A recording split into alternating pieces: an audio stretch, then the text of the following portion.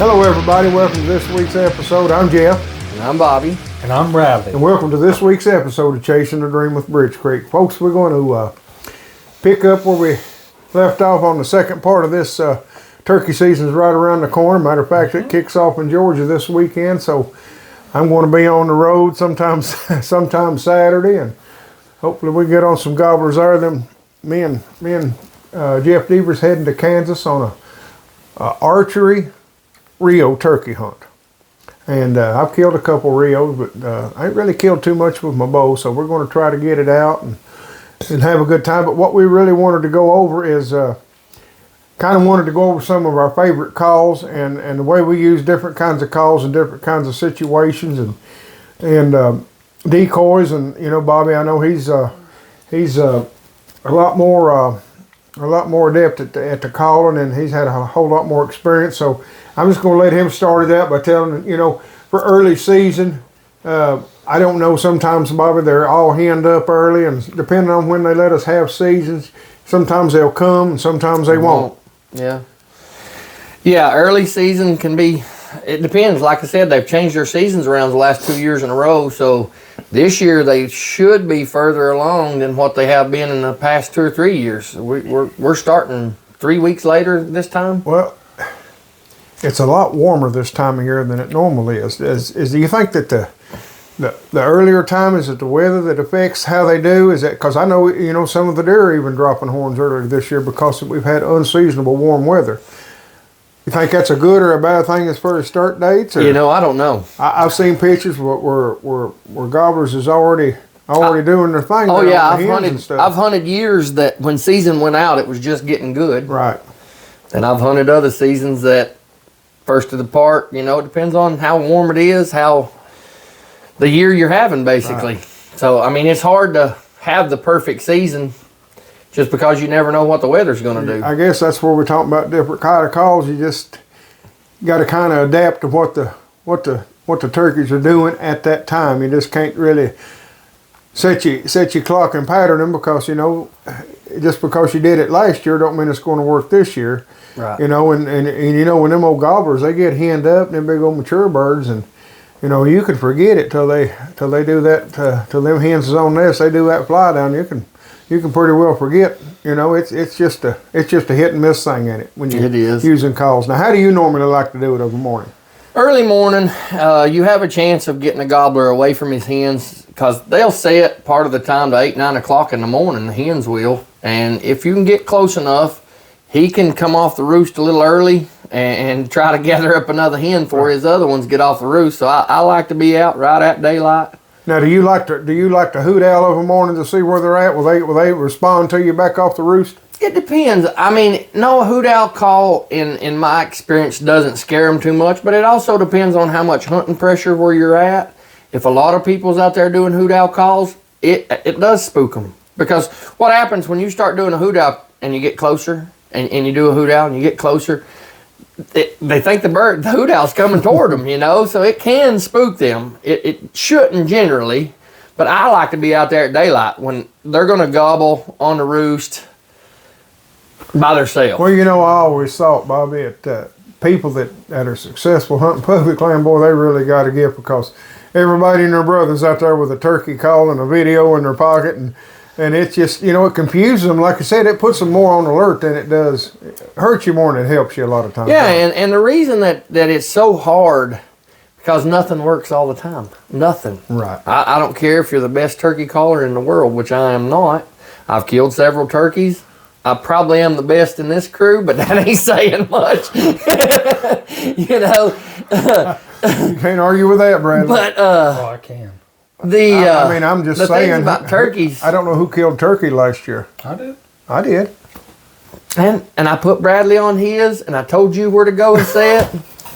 I didn't get one last year. I didn't. You didn't want to, did you? Well, I could have shot Bradley's out from under him, but what kind of guy would I be doing that? You'd have been. And I could have sought yours. You could have. So we passed it on down. So, Yeah. so the only person that didn't pass one up for somebody was me, is what you're saying.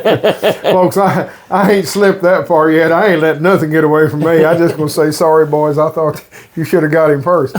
But, you know, boy, it's frustrating. And you're right. I've seen some of the best turkey callers out there. I've seen them, boy, just take their hats off and scratch their heads. You know, some days you just configure it and some days you can't. Right. I mean, you know, like if a bird wants to come, it'll come no matter who's doing it. Just like deer rattling. If they want to come in, they're going to come in. If they ain't coming in, they ain't. There are some guys that are way better and can get birds that other people couldn't. That's facts. Yeah. But like I said, I'm not that great, but I've called several birds in and have a good time doing it, and that's what it's about for me.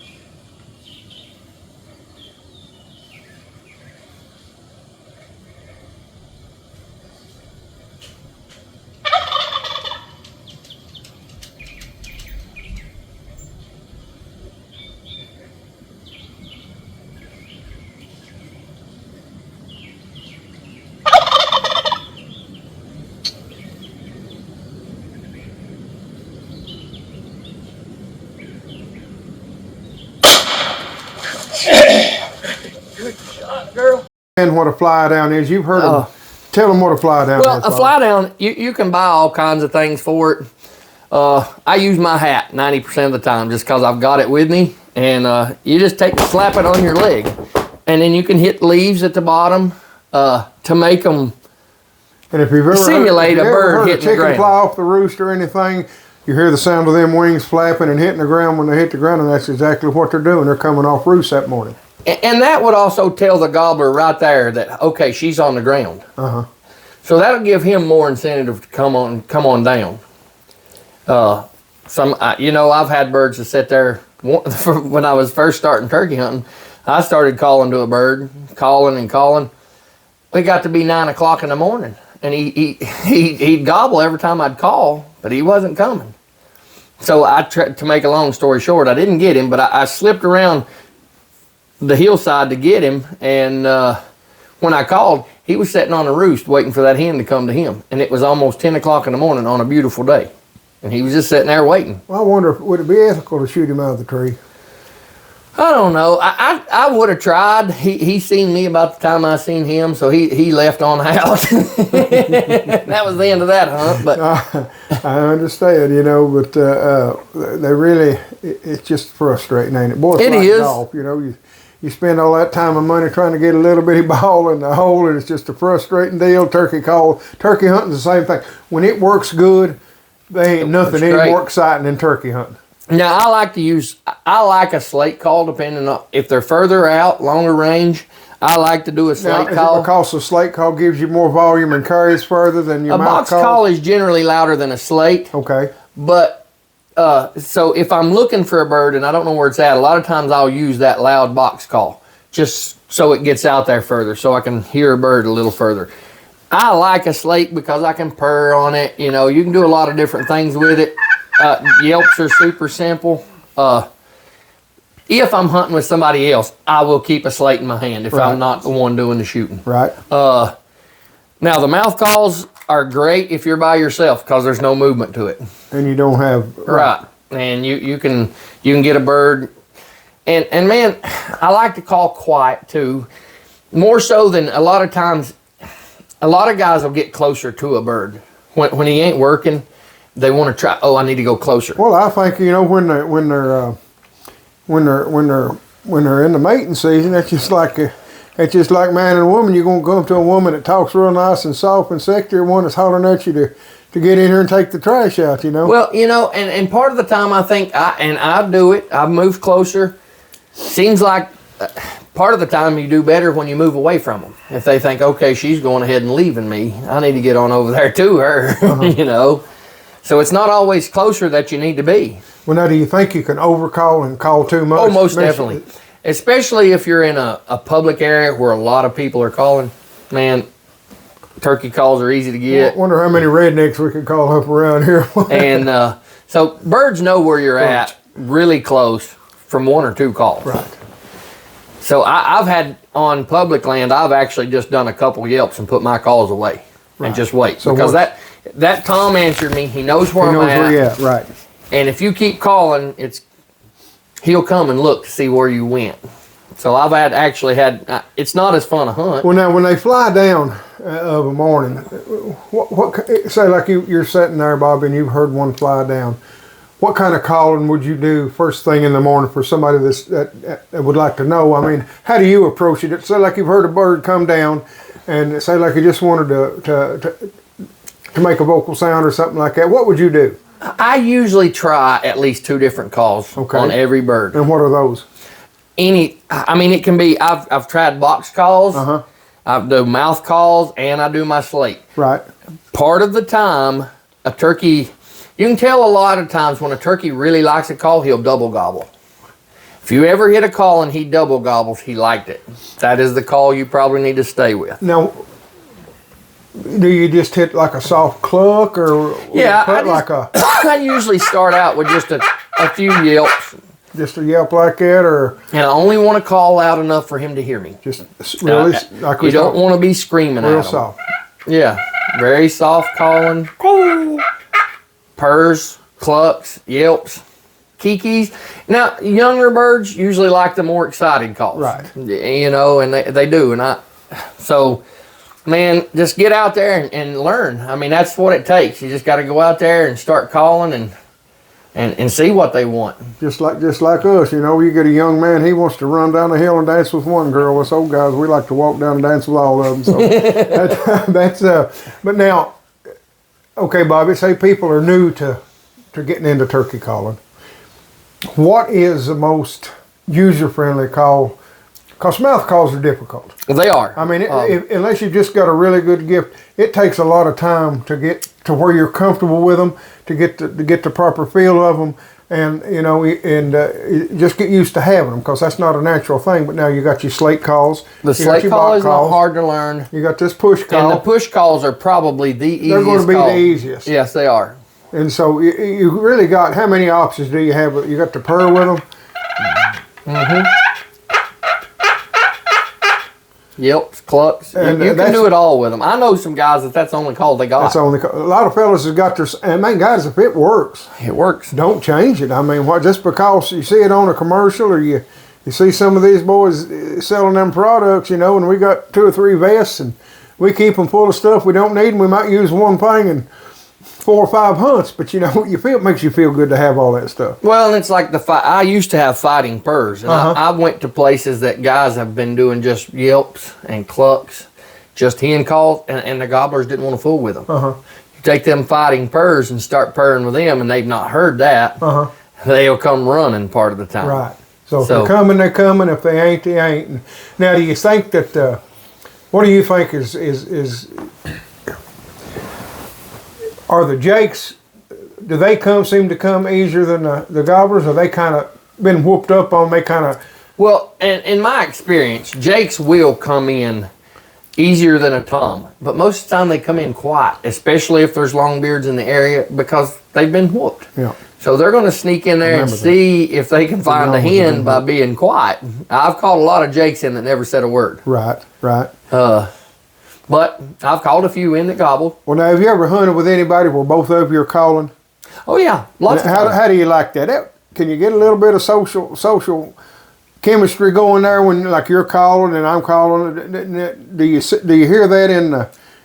Sometimes. I mean, each call has a little bit different pitch. Right. I mean, it's either raspy or not, and so sound like more than one bird in there. It'll definitely sound like more than one bird.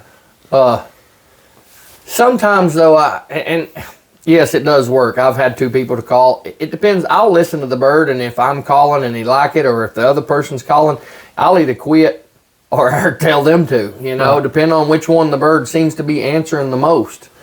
Because, like I said, I've got 15 different calls, and I have actually found one call that a certain bird just liked 10 times better than the rest of them. Yeah. And at that point, I just lay everything else down and use that one call.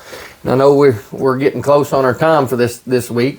Well, I think we've covered a lot of ground for people that's just new to the turkey woods, and you know, we probably ain't helped a lot of them that knows more than us.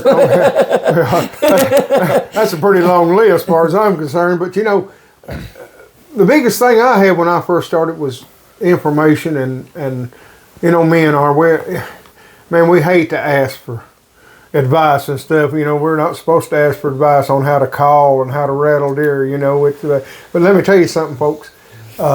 Don't be afraid to ask a question. You know, ain't no silly questions, and it's just. I'd rather ask what I consider a dumb question and make a silly mistake and cost myself a shot at getting something. Because you know, it seems like we're supposed to be the apex, but something the size of a pea wears us out, and it probably costs us money and marriages and stress and hair and all kinds of stuff trying to chase something like that right there. But I wish we had more time. I'll tell you the ostrich story I heard this morning, but I'll save that for another story, boy. This is a doozy. You're going to have to listen to this.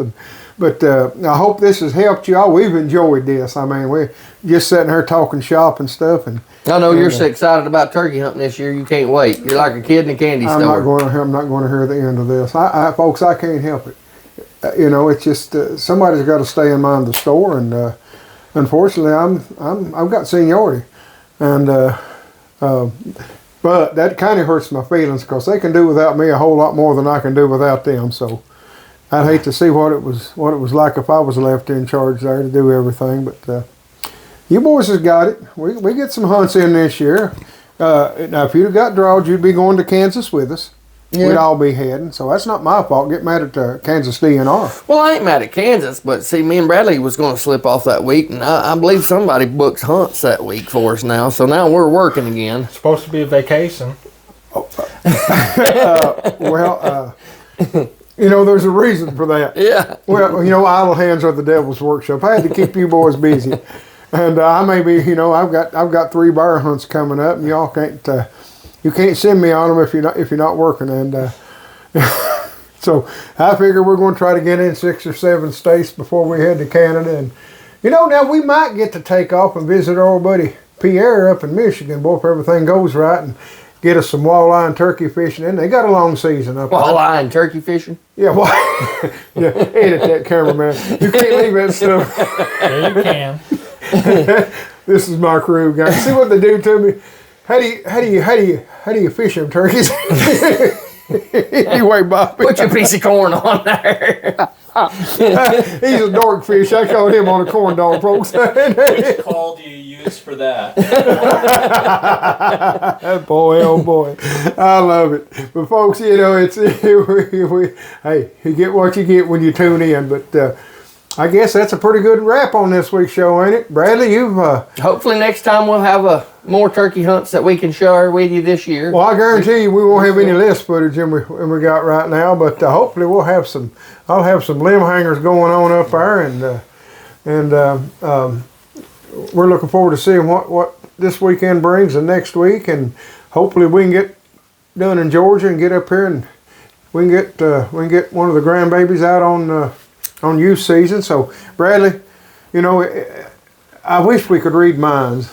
It'd be interesting to know what goes through your head when. Son, I got stuff going through it. And but guys, we just thank y'all for tuning in. You know, we're grateful for your business. We're grateful for you watching. Oh my! Look at, and I'm gonna let Bradley carry this through the woods this year. When we're wait a probably minute, done. wait! I got to get that life insurance policy instated there. But now those are fine little decoys. That's going on the road with Daddy. So What? oh yeah, private land. I would never use that on public land. But decoys, I mean, you know, basically what Bob is saying, if you find something you like, it works, don't worry about what anybody else says, what I say, what he says, what Waddell or Deaver. If it works for you, do it. Folks, we appreciate you tuning in this week. And Bobby, you want to close us out there? Yeah, we hope y'all get out in the woods and enjoy some turkey hunting this year. Come by and see us. Me and Bradley's going to go hunting while Jeff's gone. He don't realize it, but we will. We may get more birds than he does. Yeah, Paul, while you and Dave are going to be on a J&J Flop Fest, me and Bobby's going to be Oh, that's right, Bradley. Hey, we know Deaver's going to be gone. I know where his place is down there in Georgia. Oh boy, we're going to have a turkey tango. he's changed the locks and upgraded the camera system. He didn't mean that, Jeff. I promise he didn't mean that. We'll see. We'll see. Boy, you're going to have to get me a cardboard cutout. I'm going to nail it to a tree. So I said, look over there. We'll see it on the way out. Well, that'll put the preacher meltdown right now if he think Bobby's got a key to the gate. So, but folks, we hope you don't forget, like us on Facebook. Is that right? Yep, like and subscribe. Like and subscribe to us on our YouTube at Chasing the Dream with Bridge Creek. We hope you enjoyed this show. We're looking forward to many more. Call us if you're interested in taking a hunt with us. Thank everybody for the bear season, Bobby. It's going to be turned out to be really good season. Yes. And we thank everybody for all the turnout at the shows and stuff. We hope to do more of them next year, and hopefully we can get Mr. Personality up there. We just put him on a stool with a sign on him, and so that just tells you how grateful we are, folks. And till next week, Bobby, Keep your powder dry. and always keep chasing your dream. Peace out. Peace out, Bradley. Go get some gobbleheads. All right. Gobblerhead. You mean gobblerhead?